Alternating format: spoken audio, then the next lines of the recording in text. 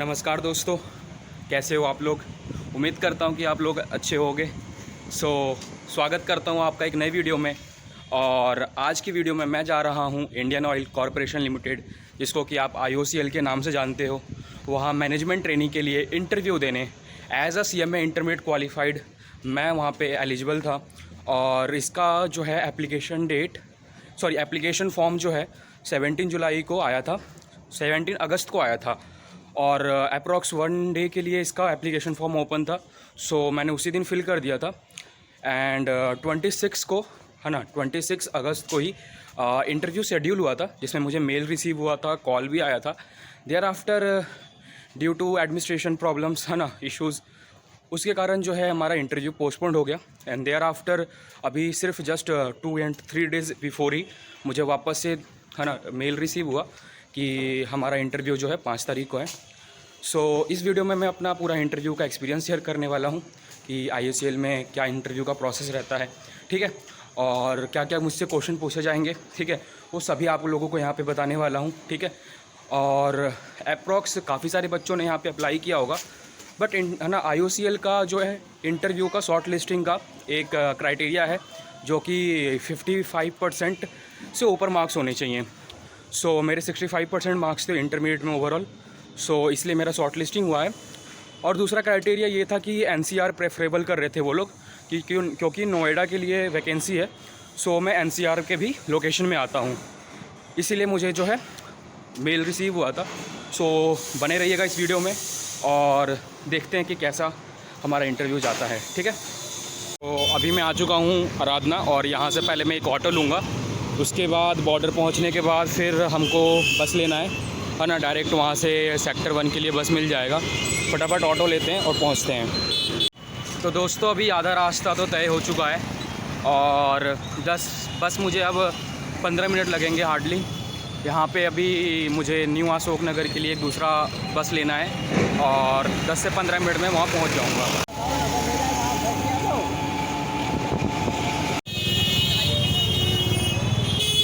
तो दोस्तों, फाइनली मैं पहुँच चुका हूँ इंडियन ऑयल कॉरपोरेशन लिमिटेड, और आप लोगों को दिखाता हूँ यहाँ बिल्डिंग।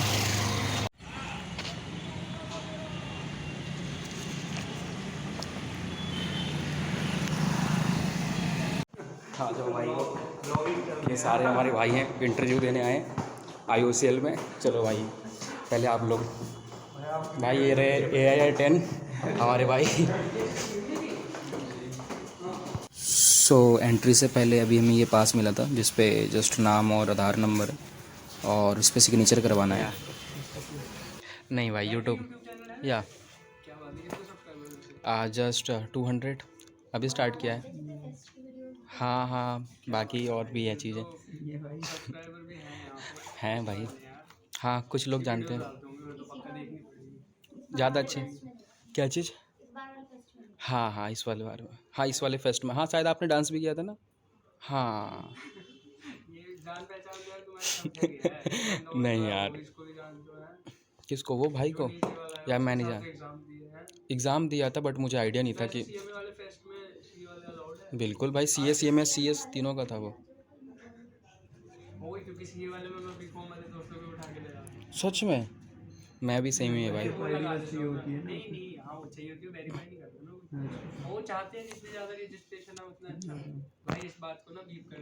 क्या चीज़? भाई पब्लिक चाहिए सबको, ठीक है ना। तो भाई कहाँ से आए हो आप? भाई रायपुर छत्तीसगढ़ से। छत्तीसगढ़ से यहाँ नोएडा में आए हो आप? हाँ जी भाई, अपॉर्चुनिटी मिली तो हाउस नंबर। भाई का AIR 10 भी है, 2 बार बता चुका हूँ मैं। तो भाई के साथ मैं सोच रहा हूँ एक इंटरव्यू भी किया जाए बाद में जा कर के। आज में बिल्कुल हाँ, इंटरव्यू आज ही हो, पॉडकास्ट होगा, वो भी मार्केटिंग डिवीज़न के लिए। ऑलवेज रेडी भाई इंटरव्यू के लिए। भाई कुछ IOCL का कार्ड वार्ड मिलेगा क्या? कंफर्म कर लेंगे, पंप करने के। पे भरवाने के लिए ओ हाँ, आप लोगों के लिए डीजल और पेट्रोल सस्ता हो जाए। पेट्रोल ही चाहिए, डीजल ओ हो जाएगा भाई। बेच दिया होगा। अरे यार। पेट्रोल ही। दोस्तों, हम लोग अप्रॉक्स 10 बजे आए थे, और भाई को देख रहे हो नींद आ रही है। ये हमारे भाई परेशान हो रहे हैं यहाँ पे। इधर ये भी बैठे हैं भाई साहब हमारे, ठीक है। तो अभी लंच हुआ है, बोला था कि क्या बोला था भाई, सैंडविचेस आएंगे। सैंडविचेस आएंगे, तो अभी कुछ भी नहीं है। सैंडविचेस के लिए ब्रेड गई है। ब्रेड गई है, ओ माय गॉड ब्रेड गई है। तो अभी तो काफ़ी टाइम लगेगा। एक्चुअली क्या है कि रैंडम बेसिस पे इंटरव्यू हो रहा है, कभी भी किसी को बुला ले रहे हैं, ठीक है। और साहिल भाई का तो पक्का सिलेक्शन होने वाला बिल्कुल है, भाई, जिस मेरा हिसाब से सिलेक्शन उन्होंने मेरा बताया सिलेक्शन है। पहले डन है। हाँ कैसे काफ़ी रिजर्व, जगहों पे काम किया है इन्होंने। कौन कौन से सॉरी, जगह काम नहीं किया, इंटरव्यू दिया। इंटरव्यू दिया है? तो इंटरव्यू पार्डन देने पार्डन पार्डन पार्डन मैं माफ़ करिए, माफ़ करो। ओ भाई को स्पेनिश भी आती है, फ्रेंच भी आती है। भाई ये अंग्रेजी है, जितनी अंग्रेजी? हल्की फुल्की आती तो सब झाड़ दी मैंने। मैन सिर्फ भाई इतनी हार्ड अंग्रेजी यार, फिर तो मैं कहा जितनी मेरे को हार्ड आती थी बता दी मैंने। वही तो यार। अंदर मैं भूल जाऊँगा सब भाई, पहले बता। तो बाकी हम लोगों ने कुछ प्रिपरेशन नहीं किया, हम लोग यहीं पे बुक्स वगैरह लेके आए हैं, यहीं पे पढ़ रहे हैं, यहीं पे पेयर कर रहे हैं, यहीं इंटरव्यू देंगे। जीएसटी चार्ट है, दो रजिस्टर, और बोल रहा है कि पढ़ा नहीं है कुछ भी। अबे भाई चार्टा क्या है, वो दीपक देखने आया भाई, देखा है बस उसको मैंने। उसका देखने कोई दूसरी लैंग्वेज में चाटना बोलते हैं, CACM वाले। अबे यार, बाकी हम लोग चैट जीपीटी का सहारा ले रहे हैं और सॉरी नॉलेज इन्हेंस कर रहे हैं अपनी। बाकी तो पहले तो एक जीएसटी और एफएम वगैरह जो है अपना जितने भी सब्जेक्टिव नॉलेज के रिलेटेड पहले एक राउंड हो रहा है, इसके बाद एक्सेल राउंड और इसके बाद एक्सेल राउंड होगा। तो ऐसा 2 करके प्रोसेस है। और चाय वगैरह कॉफ़ी वगैरह भी है, चाय हो चुकी है। चाय हो चुकी है, ठीक है। दो चाय भेज, 2 एक एक एक सॉरी लैंग्वेज सही होना चाहिए। Sorry sorry. तो 2 चाय हो चटका चुकी चुकी हैं, हूँ। जो 2 चाय चटका चुके हैं, और अभी सैंडविचेस की बारी है। ये सब सुन दिया अगर तो किसने? इधर एनालिस्ट ने। तो सुन लेने देना, क्या अरे ये नहीं फर्क। बोल रहे थे, म्यूट कर देना कि सुन लेंगे। ठीक है, कोई बात नहीं।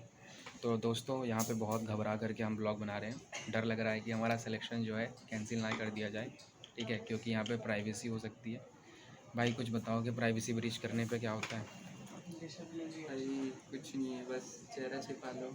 चेहरा भाई मैं तो, अबे यार सिर्फ चेहरा भाई, अब हम चेहरा दिखाने लायक नहीं रहे हैं, ठीक है, क्योंकि हमारा सिलेक्शन नहीं होने वाला।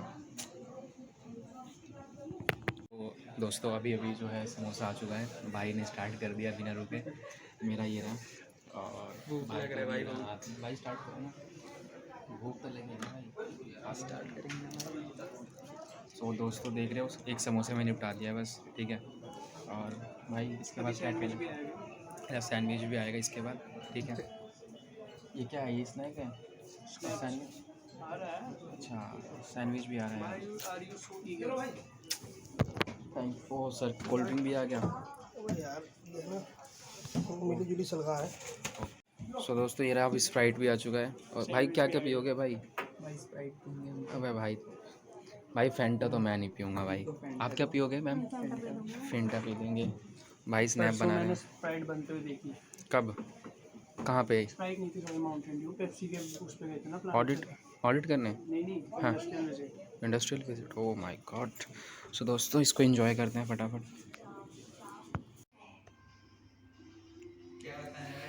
अभी जो बता रहे थे कि तो वहाँ पे 6 से 7 साल आप रहे हो?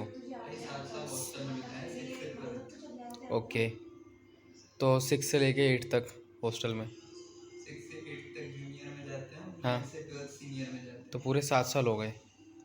526 गर्ल्स बॉयज मिला के। अच्छा, तो आप मतलब ईज़िली यहाँ पे रीलोकेट कर लोगे अगर आपका सिलेक्शन हो जाता है तो? ऐसा मतलब कोई भी न्यू एनवायरनमेंट होता है वहाँ पे मैं एडजस्ट कर सकता हूँ, मतलब क्विकली एडजस्ट कर सकता हूँ कहीं भी। ओके एक्सपीरियंस है पहले से। ठीक है। तो जो बच्चे मतलब दूसरे सिटी में जाने से घबराते हैं कि भाई वहाँ इंटरव्यू देने जाएं, सिलेक्शन होगा कि नहीं होगा, उनके लिए आप क्या कहना चाहोगे? भाई मैं सिंपल ये कहना चाहूँगा कि ये पहले की बात होती है, आप पहले से ना ओवरथिंक कर लेते हो। मतलब जाओ वहाँ हफ्ते 15 दिन रहो, कहीं भी जाओ, कोई भी न्यू प्लेस में महीना भर रहोगे, उसके बाद सब नॉर्मल हो जाता है। मतलब स्टार्टिंग में टाइम लगता है। स्टार्टिंग में एडजस्ट होने में टाइम लगेगा। अगर आप पहली बार घर से बाहर निकल रहे हो तो फिर थोड़ा टाइम लगेगा आपको, लेकिन अगर आप पहले भी हॉस्टल में रह चुके हो, फिर बाहर रह चुके हो घर के, तो फिर आपको कोई दिक्कत नहीं है। लेकिन जैसे कि अगर कुछ बच्चे होते हैं ना कि सोचते हैं यार हमारा सिलेक्शन होगा नहीं होगा, जाऊंगा, टाइम लगाऊंगा, ये सारी चीज़ें करूंगा, ठीक है, और इतना ज़्यादा समझ रहे हो टाइम तो लगता ही है कहीं भी जाने में, ट्रैवल करने में पैसे भी लगते हैं। सो उनके लिए क्या कहना है आपका? भाई अब हर एक चीज़ तो डिसाइडेड होती नहीं है पहले से। ओके। अपॉर्चुनिटी रहता है उसको लेना पड़ता है, वहाँ पे ट्राई करना पड़ता है, तो 10 जगह हाथ पैर मारना पड़ता है, फिर एक जगह होता है। ओके, 10 जगह आप पहले ट्राई करोगे तब जाके कहीं सिलेक्शन होगा हाँ, आपका। जाके सिलेक्शन होगा। सो जरूरी नहीं है आपका पहले भी हो सकता है, लेकिन 10 जगह हाथ पैर मारो, उसके बाद जाके 2-3 में सिलेक्ट। सो दोस्तों इंटरव्यू हो चुका है ना। पहले तो HR राउंड था, मतलब HR राउंड नहीं, मतलब टेक्निकल वगैरह सब कुछ उसी में पूछ लिया, सब कुछ कवर कर लिया। पैनल पे 3 इंटरव्यूअर थे। उसके बाद वो तो काफ़ी बढ़िया गया मेरा, ठीक है। मतलब मैंने सारे क्वेश्चंस का आंसर बिल्कुल अच्छे से दिया, ठीक है, कॉन्फिडेंट होकर के। उसके बाद एक्सेल राउंड था। एक्सेल में जस्ट 20 मिनट्स का टाइम सेटअप था और उसमें MCQ सीट दिया गया था 4 क्वेश्चन के, और बाकी एक्सेल पे 3 क्वेश्चंस थे। तो यही था ओवरऑल। तो बाकी मैं घर पहुंचता हूं फटाफट और आप लोगों को जो भी क्वेश्चंस पूछे गए हैं वो बता देता हूं, ठीक है, कि एक्सेल से रिलेटेड क्या चीज़ क्वेश्चंस पूछे गए, है ना। प्रैक्टिकली करवा के देखा गया उसमें, ठीक है, कौन कौन से फंक्शंस यूज़ हुए हैं। तो पहुंचते हैं फटाफट पहले घर।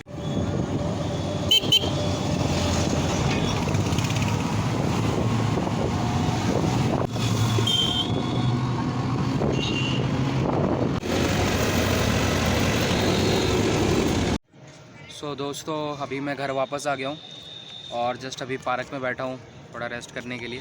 सोचा कि पहले आप लोगों के साथ पूरा एक्सपीरियंस शेयर कर लेते हैं, क्या क्या क्वेश्चंस पूछे गए वो सब पहले डिस्कस कर लेते हैं, फिर बाकी चीज़ें बाद में की जाएगी। सो देखो वहाँ पर जो है एक्चुअली 2 राउंड था। सबसे पहला जो है एक इंटरव्यू का राउंड था और दूसरा एक्सेल टेस्ट का। तो सबसे पहले अगर हम इंटरव्यू की राउंड की बात करें तो पैनल में जो है वहाँ पे 3 लोग बैठे हुए थे, है ना। तीनों ही शायद CMA क्वालिफाइड थे। और क्वेश्चंस की अगर बात करें तो सबसे पहला जो है वहाँ पे मैम थी, उन्होंने पूछा था कि कैपिटल WIP के बारे में, ठीक है, उसकी क्या ट्रीटमेंट होती है, उसका मीनिंग क्या होता है, उससे क्या मैं समझता हूँ, ठीक है। देयर आफ्टर जो है सर ने मेरे से पूछा कि आपका फेवरेट सब्जेक्ट क्या है, जैसे कि मैंने उनको बताया कि फाइनेंशियल मैनेजमेंट और मैनेजमेंट अकाउंटिंग। सो सर ने उसमें से बोला कि कैश फ्लो स्टेटमेंट के अंदर जो 3 एक्टिविटीज़ होती हैं उनको स्पेसिफाई करो, उनके बारे में बताओ। तो मैंने पूरा जो है कैश फ्लो स्टेटमेंट उनको अच्छे से समझाया था। देयर आफ्टर जो है थर्ड जो सर थे उन्होंने बोला कि कौन सा AS आपने पढ़ रखा है ना, कौन सा AS आपको बेस्ट आता है। तो फिर मैंने वो बताया उनके बारे में, है ना, उसके बारे में। जैसे कि मैंने बोला कि सर मुझे AS जो है 11 आता है। सो AS 11 में जितने भी हमारा जो फॉरेन एक्सचेंज रेट का जो इफ़ेक्ट का चेंजेस है ना, वो सारी चीज़ें मैंने वहाँ पे डिस्क्लोज़ करके अच्छे से समझाया उनको, ठीक है। फिर उन्होंने मुझसे कहा कि आपने ऑडिट में क्या पढ़ा है ना। तो मैंने उनको जस्ट कॉस्ट ऑडिट का, है ना, वो रेफरेंस दे दिया 148 का, और वो मैंने पूरा एक्सप्लेन कर दिया। तो इसके बाद हाँ, इसके बाद नॉर्मली जो क्वेश्चंस होते हैं कि कितना टाइम लगा आपको आने में, ठीक है, और इससे पहले कहीं काम किया है कि नहीं किया है, तो ये सब भी पूछा था जस्ट, है ना। और सर शायद चेक भी कर रहे थे कि कितना अप्रॉक्स मुझे टाइम लगा। और इन सब क्वेश्चन से पहले जैसे कि tell me about yourself, है ना, आपकी स्ट्रेंथ क्या है, आप IOCL क्यों ज्वाइन करना चाहते हो, ये सब नॉर्मली उन्होंने क्वेश्चंस पूछे थे। और तो यही सब बेसिक क्वेश्चंस थे, है ना। जस्ट उन्होंने मेरे से GST आया ना, इनकम टैक्स रिलेटेड कुछ भी नहीं पूछा मैंने, लेकिन सारी चीज़ें प्रिपेयर की थी, है ना। वहाँ पे और भी स्टूडेंट थे जिनसे GST और बाकी सारी चीज़ों के बारे में पूछा जा रहा था। बट एक्चुअली मुझे एक चीज़ अच्छा लगा कि सर ने पहले ही मेरा इंटरेस्ट पूछा और उसके अकॉर्डिंग मेरे से क्वेश्चंस पूछे, है ना। जैसे कि वहाँ पे जो मैम थी उन्होंने मेरे से इंडियस के बारे में पूछा। तो पहले तो उन्होंने इंडियस जो है 160 पूछा, सॉरी 116 पूछा। तो मैंने मैम से कहा मैम मुझे ये आता नहीं है, जस्ट मैंने मना कर दिया। मैंने बोला कि मैम मुझे 115 आता है, तो उसके बारे में मैंने बताया। तो ओवरऑल जो है यही था, है ना, इंटरव्यू से रिलेटेड जो भी क्वेश्चंस थे। एंड देयर आफ्टर अगर मैं बात करूं एक्सेल वाले टेस्ट में, तो वो 20 मिनट्स का टेस्ट था। वहाँ पर 3 क्वेश्चन थे सिस्टम पे जिनको हमें सॉल्व करना था।